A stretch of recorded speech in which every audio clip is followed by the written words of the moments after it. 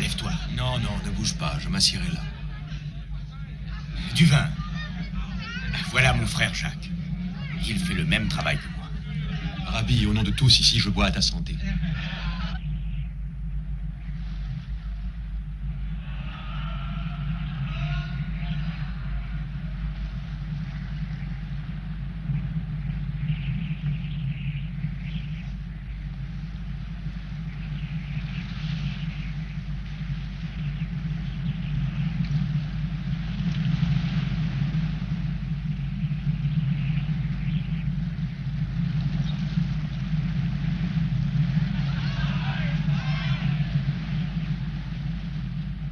Rabbi, nous voulons entendre ta parole.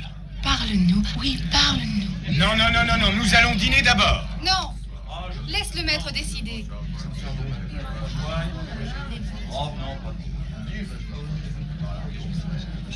Moi j'ai faim, mangeons. Non, non. Attendez, j'ai une histoire à raconter. Asseyez-vous, asseyez-vous. Chut, chut, asseyez-vous et taisez-vous. Oui, oui, asseyez-vous. Il y avait un homme qui avait 2 fils. Un beau jour, le cadet de ses fils dit à son père: « Donne-moi la part de tes biens à laquelle j'ai droit. » Le père partagea ses richesses et tous ses biens entre ses 2 fils. Et sans plus attendre, ce fils cadet partit pour un pays éloigné. Et là, il dissipa tout son bien en vivant dans la débauche. Or, peu de temps après cela, une grande famine s'abattit sur le pays. Le jeune homme se trouva dans le besoin. Il vint supplier un fermier de l'engager pour soigner ses pourceaux. Mais il avait tellement faim que même l'écosse de caroube qu'il donnait au porc lui paraissait un délice. Les gorées s'en régalaient, et personne ne lui permettait d'en manger. Alors, étant rentré en lui-même, il se dit: chez nous, chacun, même un serviteur de la maison, a du pain à volonté, et de tout en abondance. Tandis qu'ici, moi, je meurs de faim. Je vais retourner chez mon père, et je lui demanderai de m'engager comme serviteur.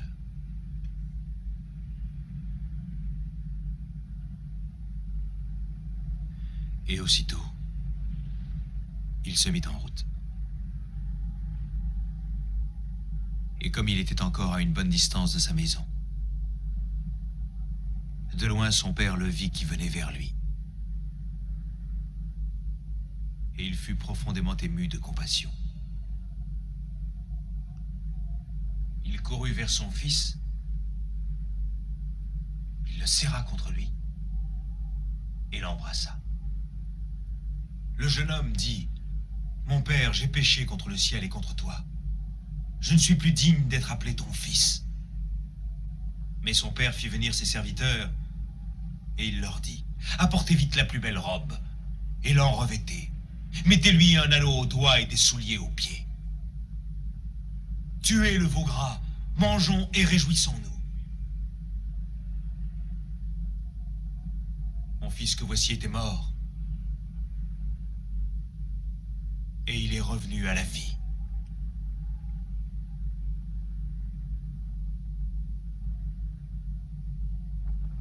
Or,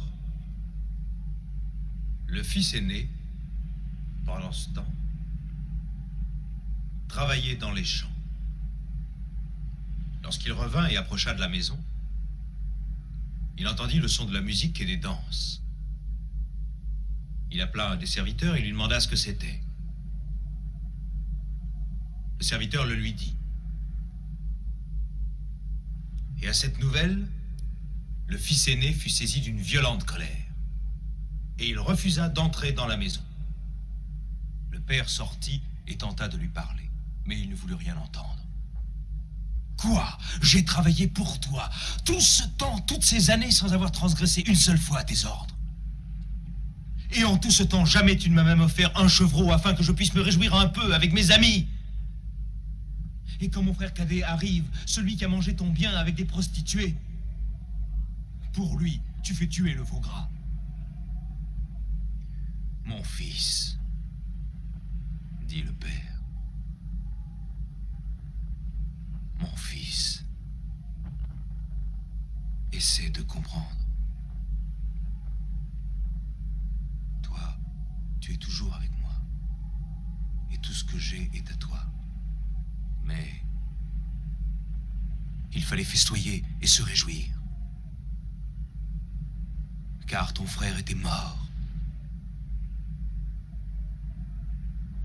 Et il est revenu à la vie.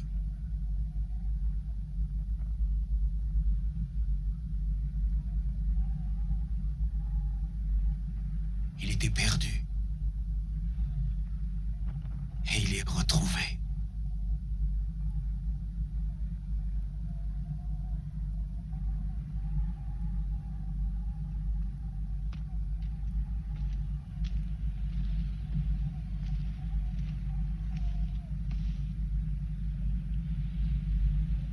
Pardonne-moi, maître. Je suis...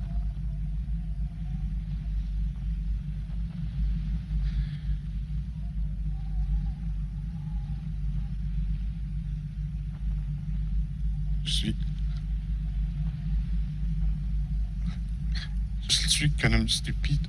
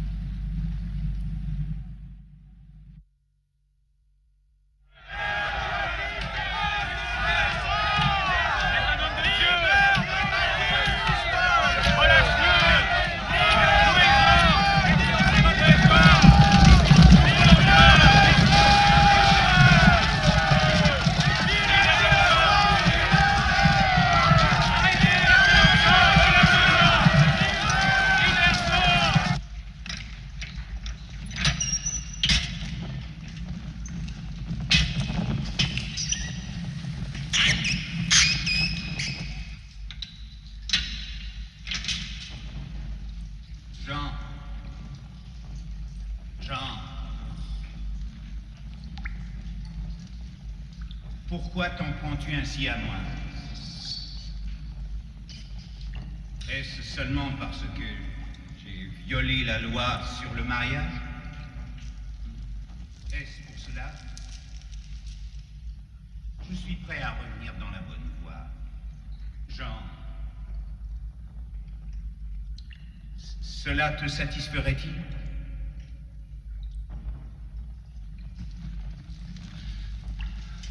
Et crois-tu que cela me fasse plaisir de te voir croupir dans le fond de cette fosse et d'entendre cette foule hurler devant le palais? Pourquoi ne veux-tu pas être raisonnable? Il y a du travail pour toi ici, dans ce malheureux royaume. Si c'est du pouvoir que tu veux, je te donnerai du pouvoir. Du pouvoir pour construire et non pour détruire.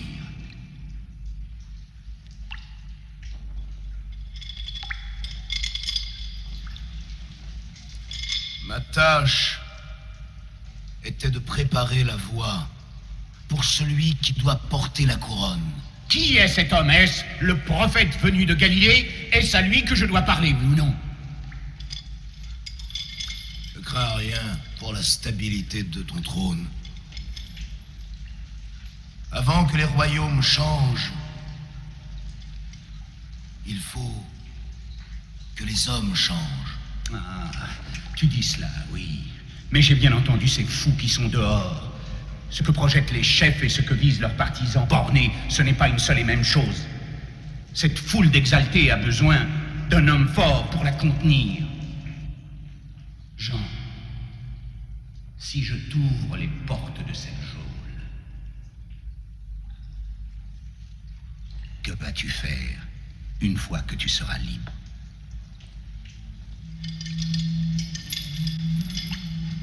Je suivrai celui dont j'ai déjà préparé la route. Exactement comme tous ceux qui le suivent et qui l'aiment.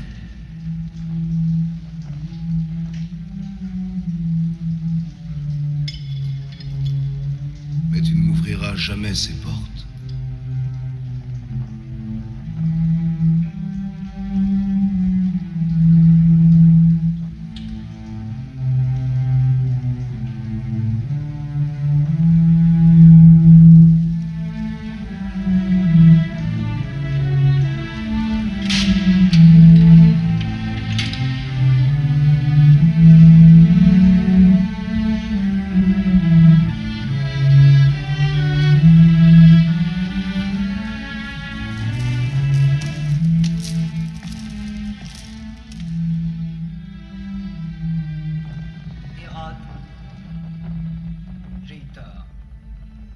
Oui. J'ai eu tort. Dieu nous poursuit de sa malédiction. Relâche, Jean. Quoi? Oui, je t'en prie, envoie-le quelque part, loin d'ici. Envoie-le en Égypte, là où il était. Tu l'as dit, quel mal peut-il nous faire? Après tout. Hérode, relâche-le demain. Oui, demain pour ton anniversaire. Quel plus beau cadeau peux-tu offrir à toi-même et à ton peuple? Un grand geste de clémence.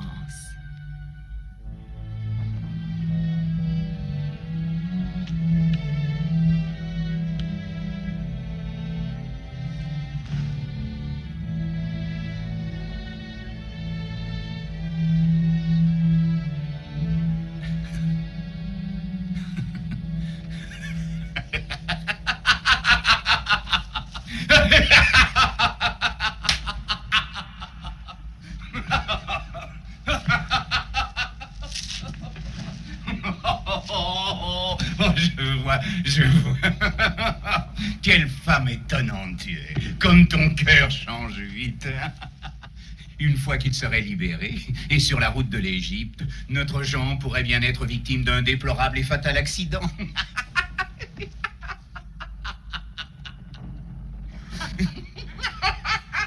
Quelle imagination, mon roi. Bravo pour cette déduction rapide.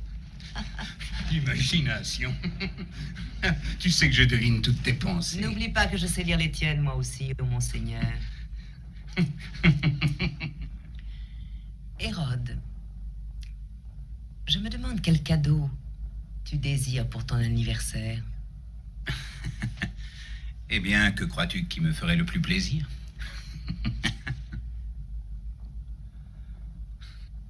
Salomé?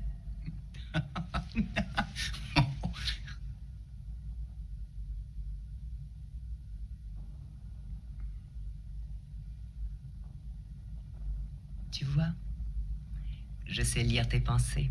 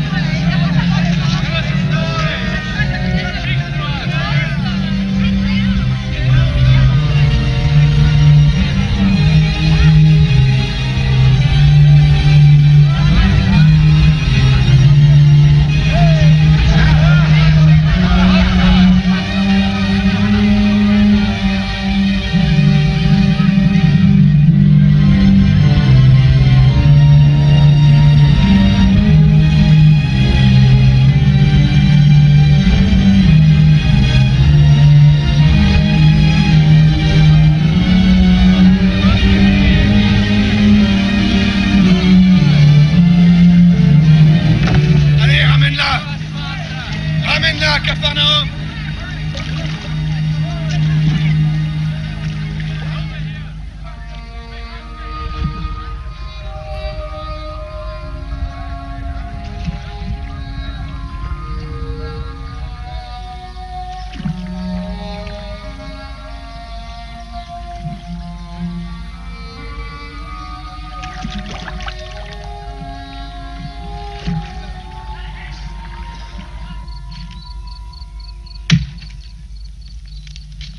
Ne croyez pas que je sois venu apporter la paix sur la terre. Je ne suis pas venu apporter la paix. Mais une épée. Je suis venu mettre la division entre l'homme et son père, entre la fille et sa mère. Et l'homme aura pour ennemi les gens de sa maison.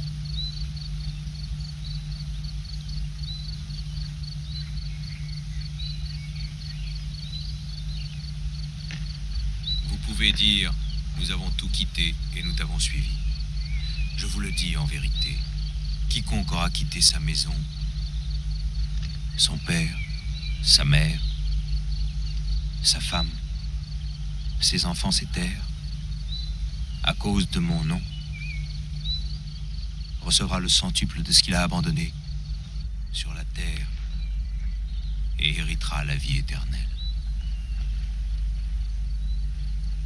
Celui qui voudra sauver sa vie la perdra. Mais celui qui la perdra à cause de moi et pour l'évangile que je vous apporte, la trouvera. Plusieurs des premiers seront les derniers. Et des derniers les premiers.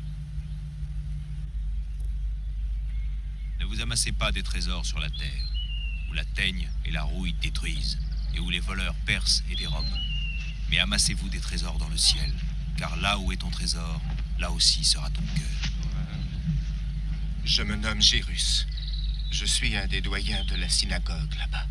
La plus jeune de mes filles est mourante. Je t'en supplie, viens et impose tes mains sur elle. Toi seul, saint homme, peux la guérir et la sauver.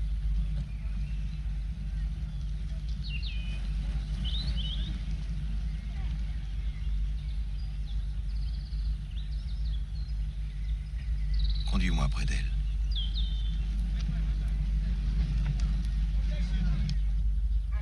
Le voilà. Il arrive avec l'homme de Nazareth. Maître, ta fille est morte.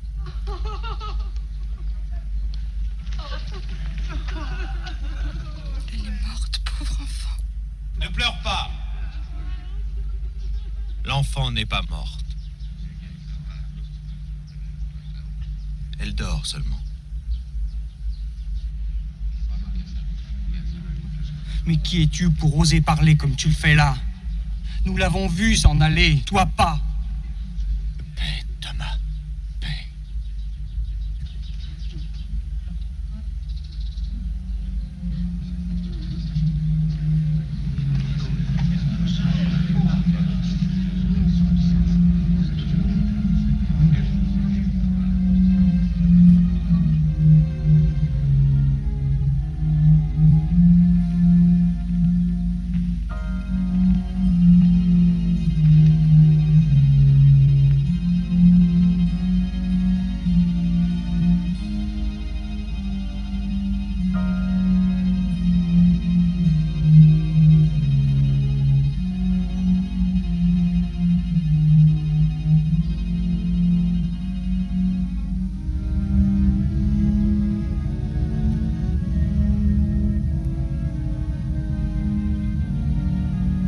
Dalita Kumi.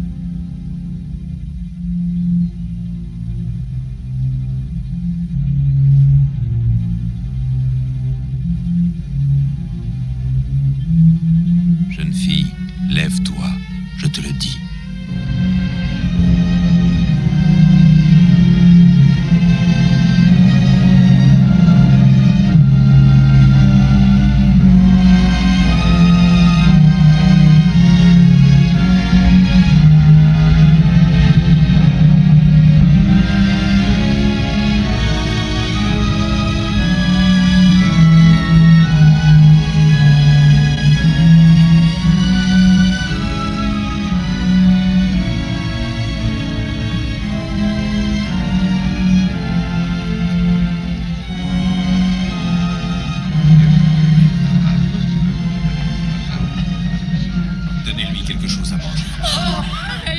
Elle est vivante.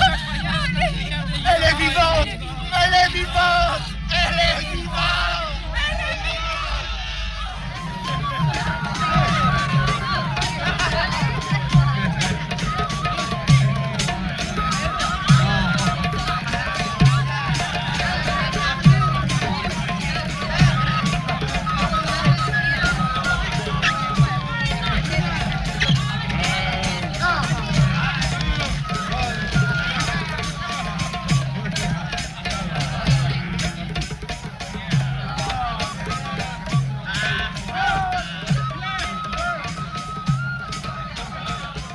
Rabbi, je veux te faire des excuses.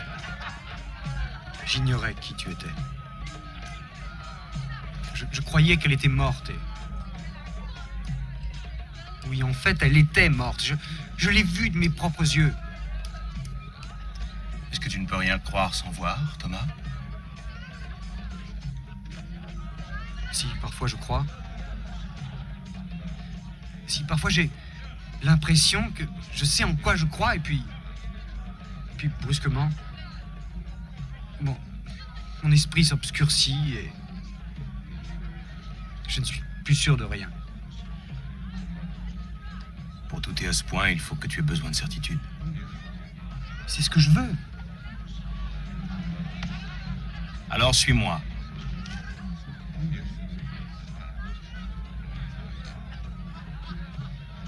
Tu veux dire que je quitte mon maître et...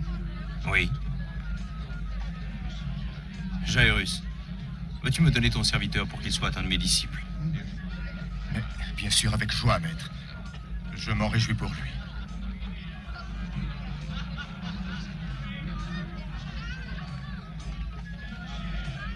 As-tu des doutes sur ton désir de me suivre? Non.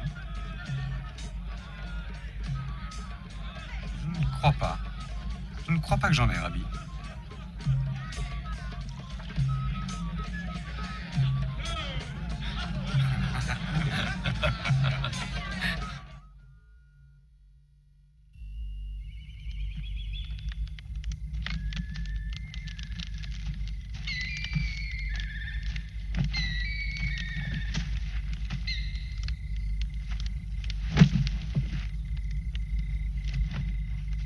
Les femmes. Je te le demande. Pourquoi ne veulent-elles rien entendre? J'ai dit à ma femme, je ne serais pas parti longtemps. D'ailleurs, la pêche ne donne rien. Pourquoi je ne partirai pas? Je lui ai dit encore. Je reviendrai au printemps. Pourquoi lui mentir? Et te mentir à toi-même. Mentir? Ouais. Tu le sais fort bien. Tu n'y retourneras jamais.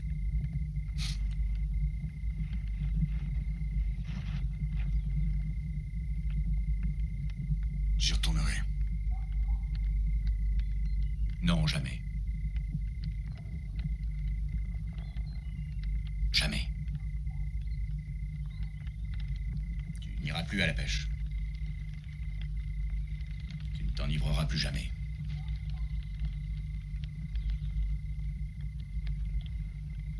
Et tu ne reverras jamais Capharnaüm. Et nous non plus. Nous ne serons plus jamais comme avant. Et ce sera bientôt vrai pour tous les hommes qui sont en ce monde.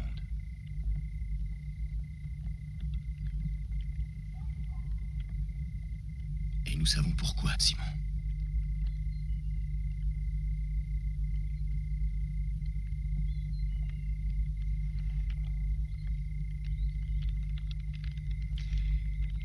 Nous sommes les premiers à savoir.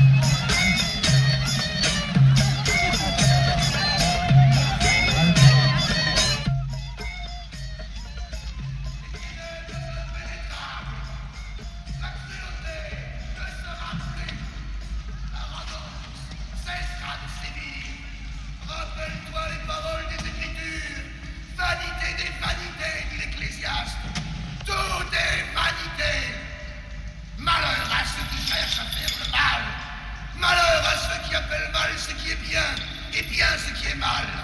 Malheur à ceux qui sont sages, à leurs propres yeux.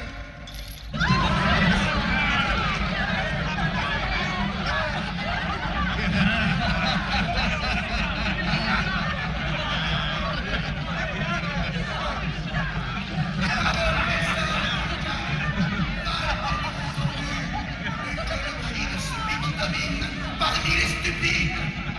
Ah. La sagesse vaut mieux que des instruments de combat. N'avez-vous pas su? N'avez-vous pas entendu? Ne vous l'a-t-on pas dit depuis le commencement des temps? N'avez-vous donc pas compris depuis la fondation du monde?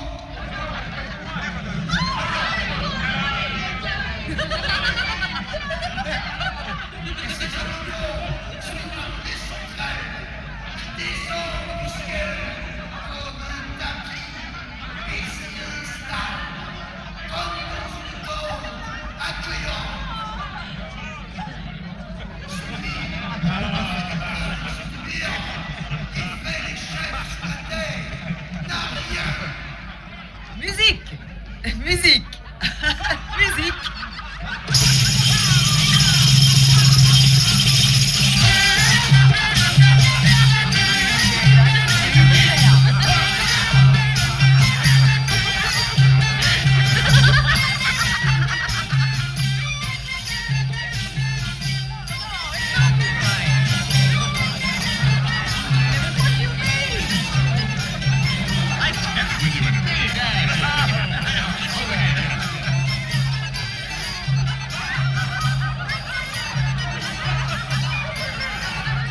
Salomé, va le trouver. Va. Et n'oublie pas.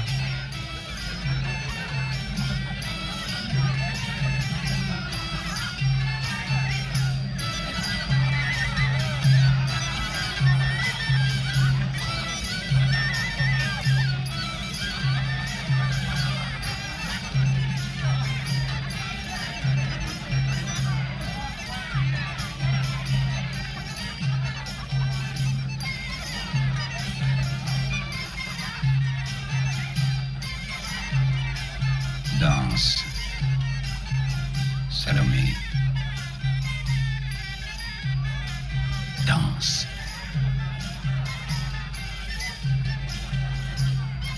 Mais quand j'aurai dansé, que m'offriras-tu en récompense?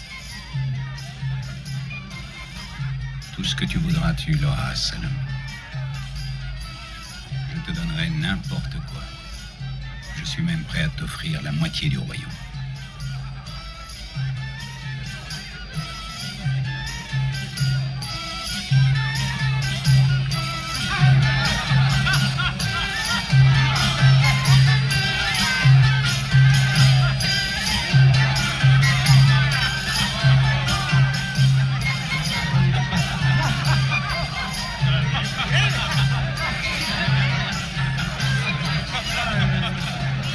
Mes amis,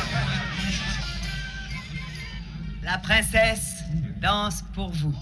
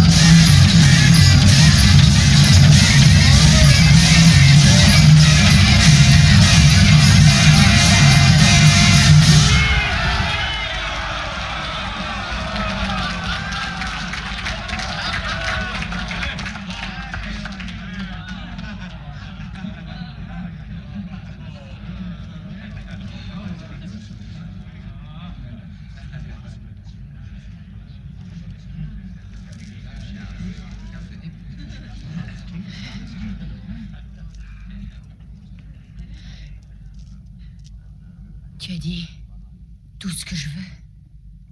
Oui. N'importe quoi. Je veux la tête de Jean le Baptiste.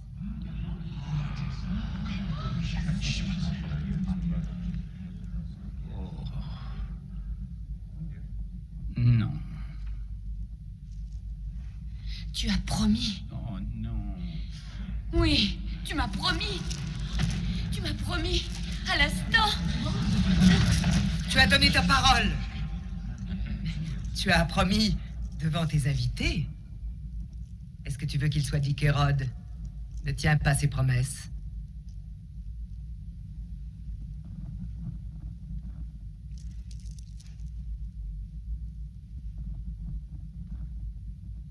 Roi Hérode, tu as dit tout ce que je veux. Si, tu m'as promis. Non. Si, tu m'as promis.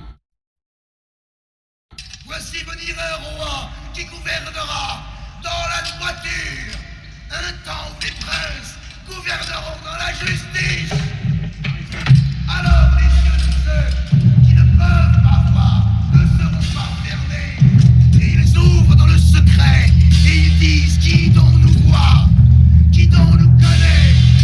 Malheureux, oui, malheureux.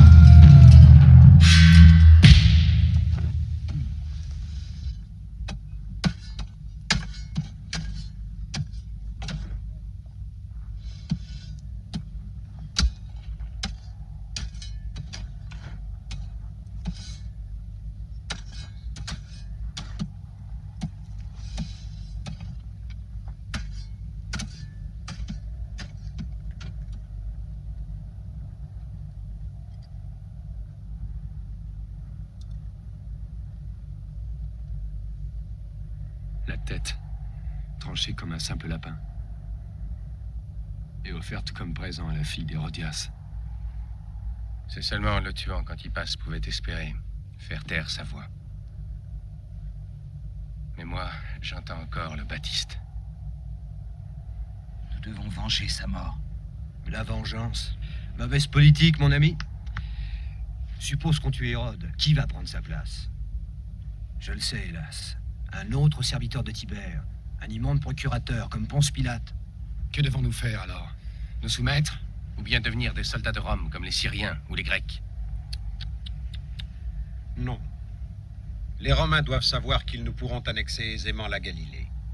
Je sais bien que pour l'instant nous luttons en secret, mais le temps viendra, mes frères, où Dieu nous enverra celui qui nous conduira. Alors nous pourrons combattre ouvertement.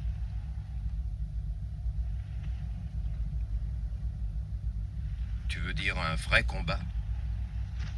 Le peuple d'Israël, seul à lutter contre l'Empire romain? Mes frères, c'est Judas l'Iscariote. Je lui ai demandé de venir vous parler. Écoutez ce qu'il a à dire sur Jésus de Nazareth. Jésus de Nazareth? Tu le connais, c'est vrai? Oui, je l'ai entendu prêcher, souvent en effet. Et j'ai vu le genre de pouvoir qu'il exerce.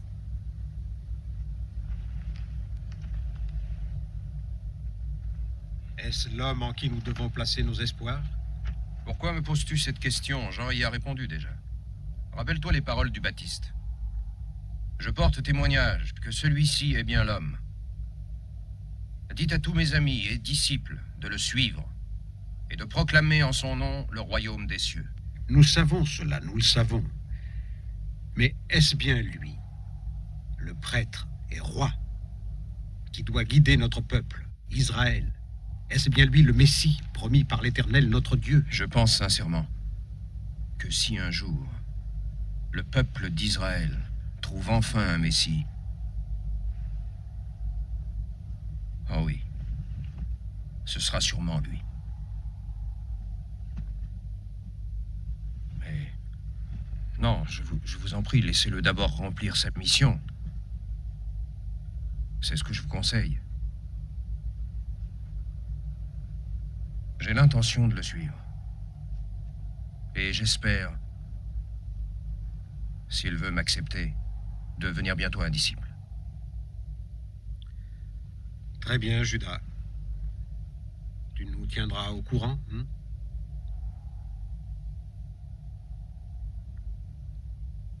si vous voulez.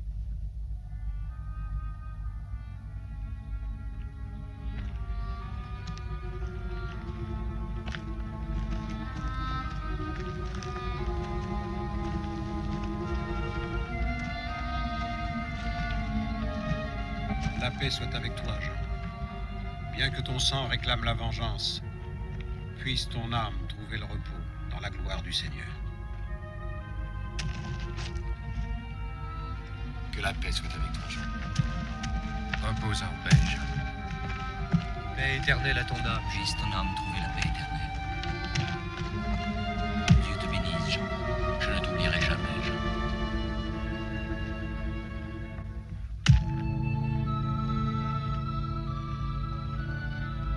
La paix soit avec toi, Jean.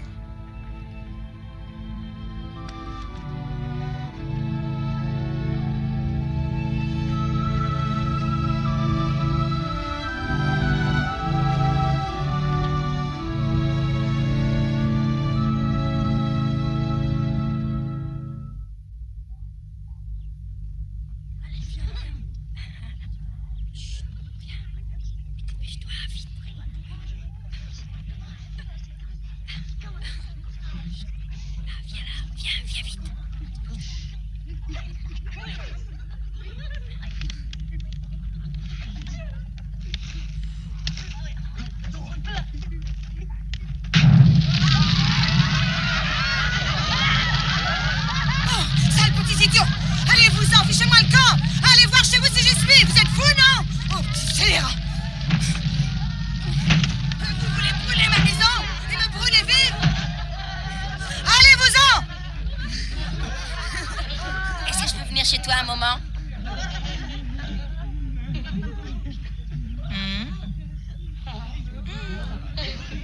Est-ce que je peux venir aussi? Oui, entrez.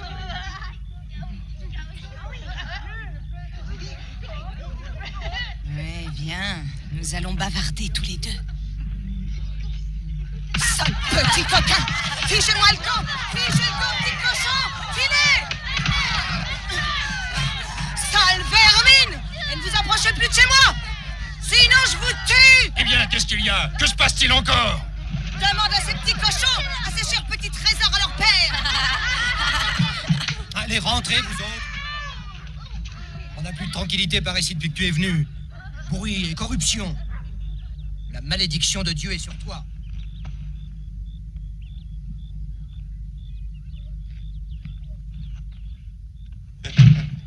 C'est pas grave, Marie. Ne te rends pas malade, ce sont des jeux d'enfants. Non, les enfants qui jouaient à brûler ma maison. Quant à leur père, ils sont tous contre moi. Pas tous, Marie. Tu as au moins un ami en ville aujourd'hui. Non, je n'ai pas d'amis. Si, t'en as un. Jésus, le prophète, l'ami des proscrits, celui qui pardonne les péchés. Hé, d'après lui, les péchés de la chair ne sont rien en comparaison des péchés de l'âme. Hé!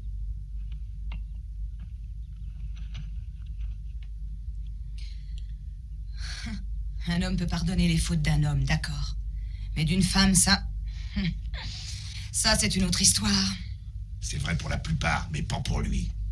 Jamais j'ai vu quelqu'un comme cet homme. Dis-moi, tu l'as vu souvent? Si t'allais venir pour les affaires comme je le fais, tu serais forcé de le voir. Tourne un coin de rue, traverse une place, entre dans une taverne, il est là. Aide-moi. C'est comme ça depuis environ 1 an. T'es sûr que tu ne l'as jamais rencontré? Oh, je dors pendant la journée, c'est mon droit, non? Excuse-moi, j'avais oublié. Eh bien, il y a des foules énormes qui le suivent partout. Quelquefois, il y a tant de monde qu'il dort dans un champ. Il n'hésite pas à manger et à boire avec des voleurs et des prostituées. Et tous les rebus de la société, il les accueille. Et même un de ses disciples, oui, c'est ainsi que se nomment ceux qui le suivent, est un ancien collecteur d'impôts, cette race de voleurs. Tiens. Mais ce Jésus, il dit, ceux qui ont besoin de moi, ce ne sont pas les justes, mais les pécheurs. Tu vois, t'as au moins un ami, hein.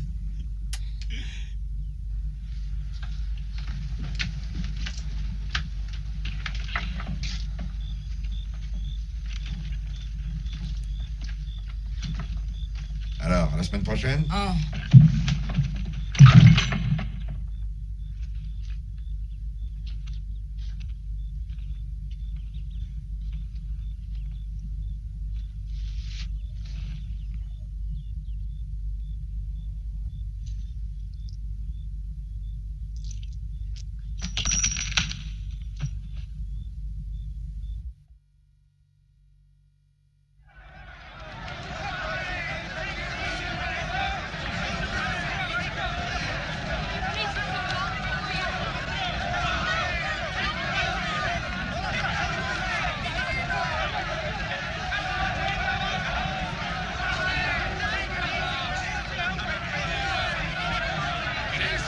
Vous le verrez.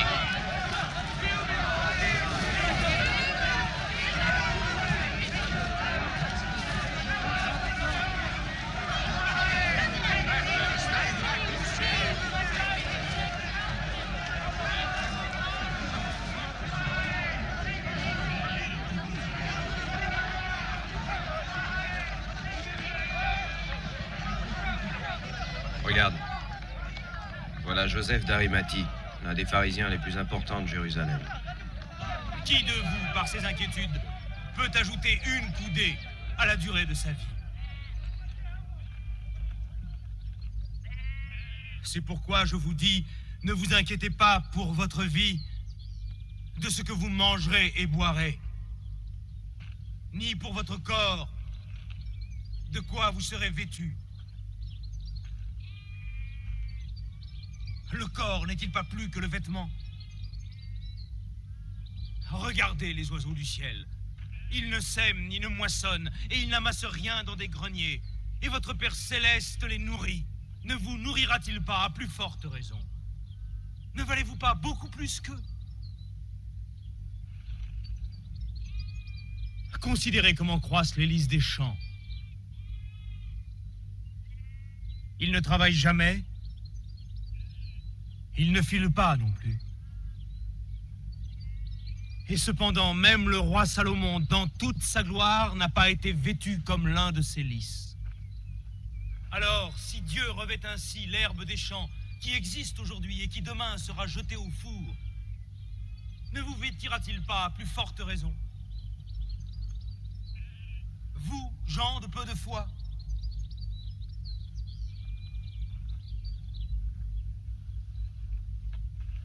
Par conséquent, ne dites pas « Que mangerons-nous? Que boirons-nous? De quoi serons-nous vêtus? » Car toutes ces choses, ce sont les païens qui les recherchent. Cherchez premièrement le royaume et la justice de Dieu, et toutes ces choses-là vous seront données par-dessus. Ne vous inquiétez donc pas du lendemain.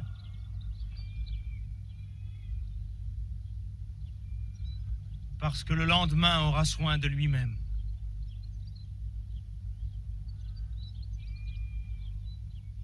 À chaque jour suffit sa peine, je vous le dis en vérité.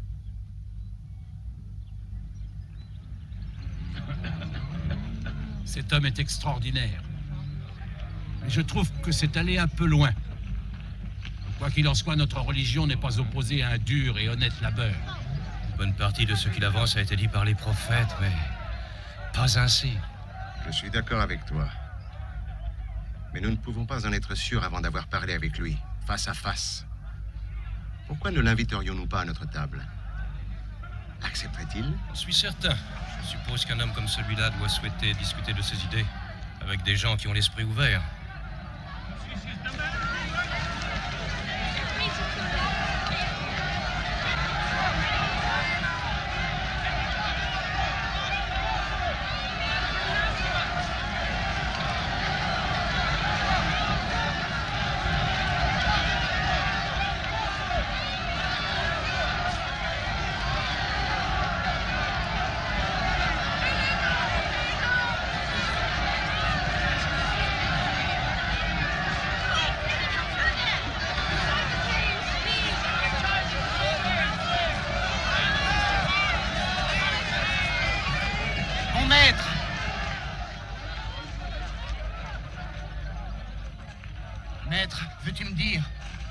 dois faire pour hériter la vie éternelle?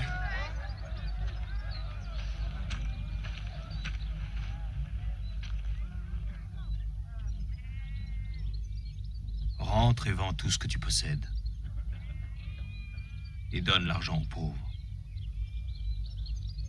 Et tu auras un trésor dans les cieux. Puis viens et suis-moi. Quoi? Que je vende tout? Que je vende tout ce que je possède? Tout ce que mon père a acquis avec tant de peine? Oui, tout ce que tu as. Tu ne peux pas servir deux maîtres.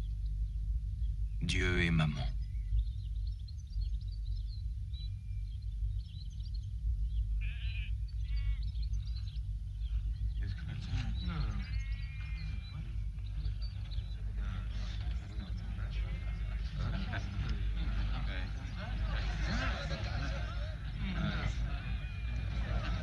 Vous voyez, il est plus facile pour un chameau de passer par le trou d'une aiguille qu'à un homme riche d'entrer dans le royaume de Dieu.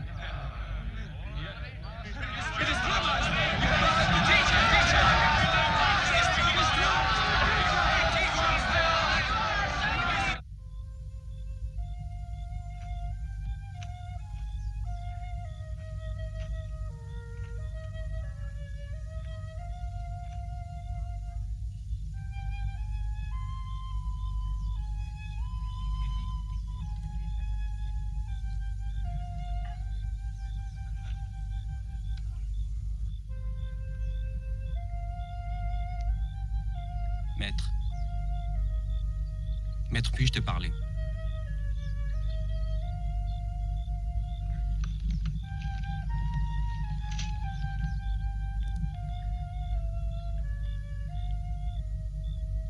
Quel est ton nom, mon fils? Je me nomme Judas l'Iscariote.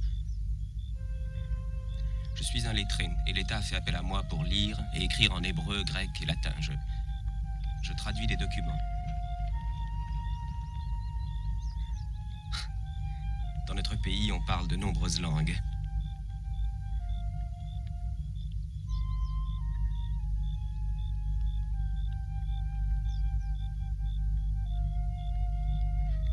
J'avoue que je n'ai jamais martelé le cuivre, ou taillé le bois, ou pris du poisson comme ces hommes qui te suivent, mais je connais ces hommes-là.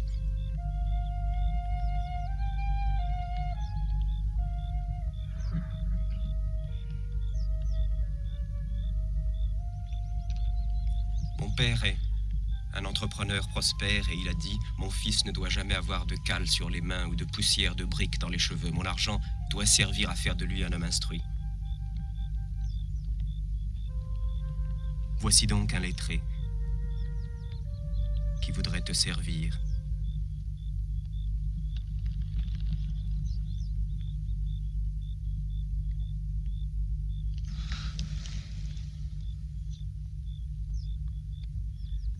Mais as-tu besoin d'un homme tel que moi?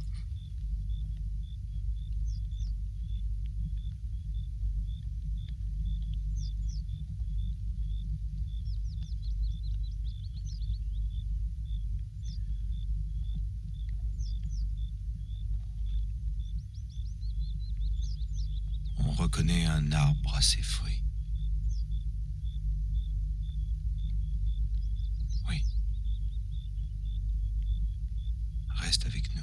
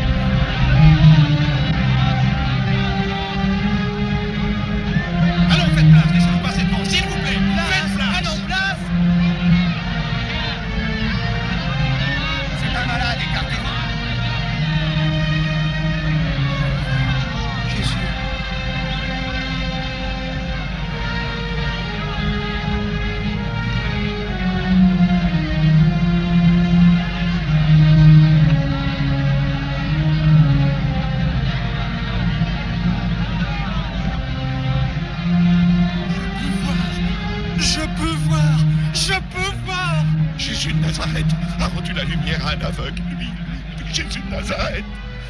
Ezra! Ezra!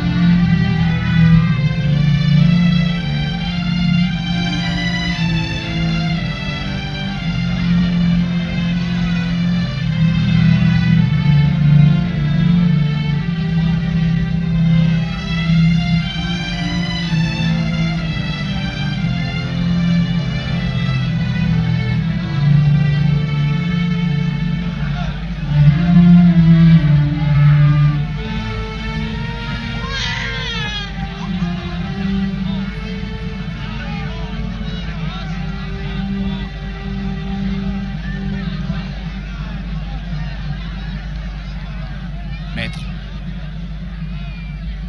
il se fait déjà tard, il faut les renvoyer. Nous n'avons rien à leur donner à manger. Il faut qu'ils regagnent leur village pour trouver des vivres.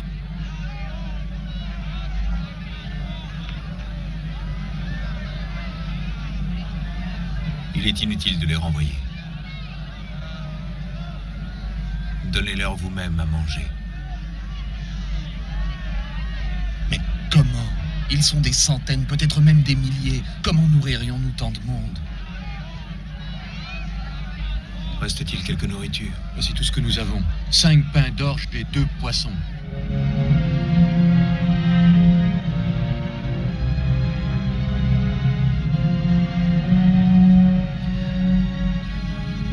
Mettez les 5 pains et les poissons dans les paniers.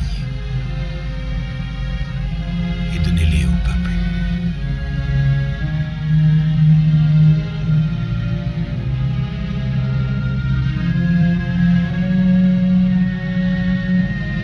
Eh bien, obéissez. Qu'est-ce que vous attendez pour faire ce qu'il dit?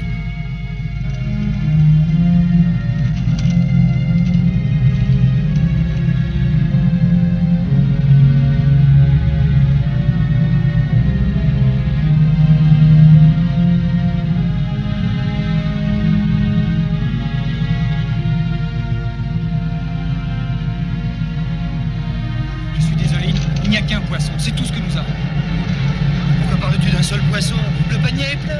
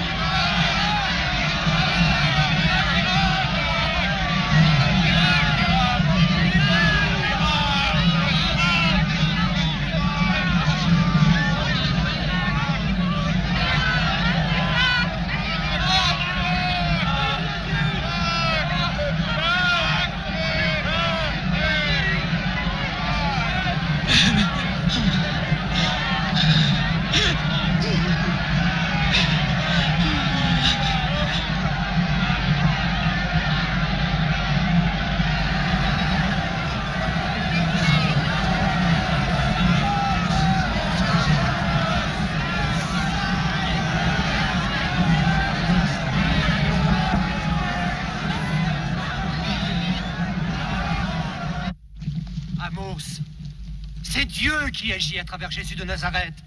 sous sa conduite, nous pourrons briser nos chaînes. Nous devons venger Jean le Baptiste et nous devons tuer le roi Hérode. Eh bien, qu'attendons-nous? Écoutez-moi, frère. Depuis très longtemps, on nous répète sur tous les tons que le royaume arrive. Or, qui dit royaume dit aussi roi, que je sache.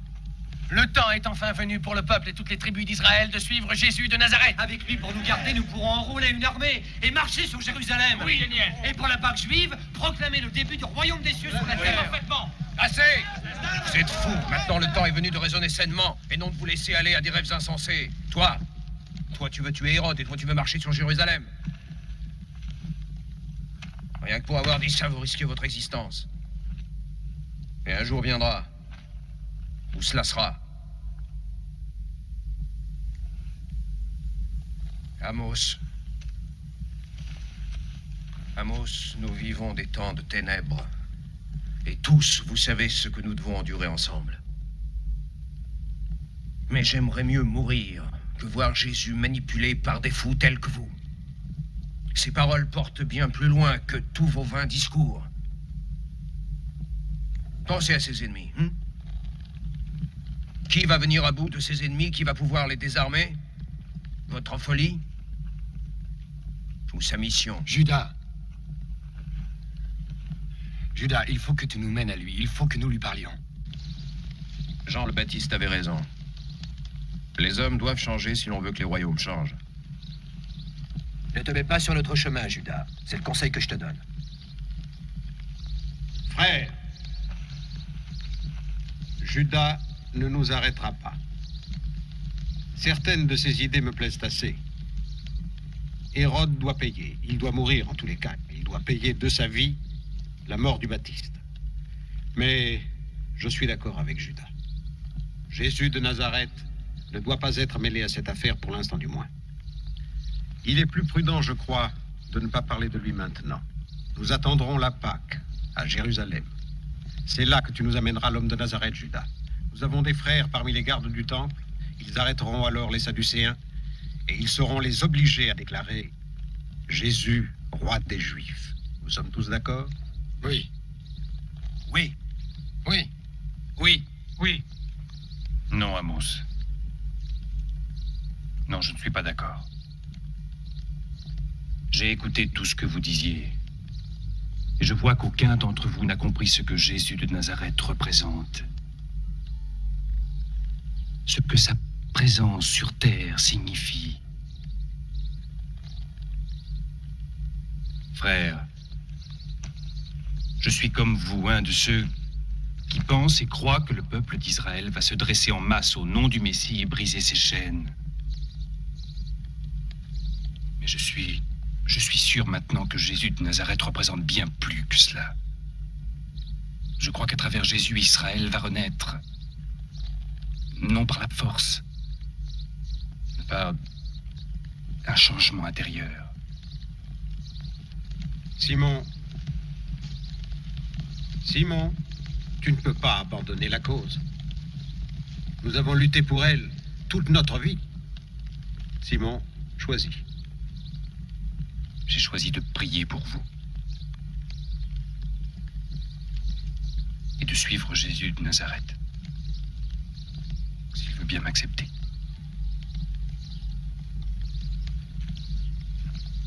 Oh, il t'acceptera.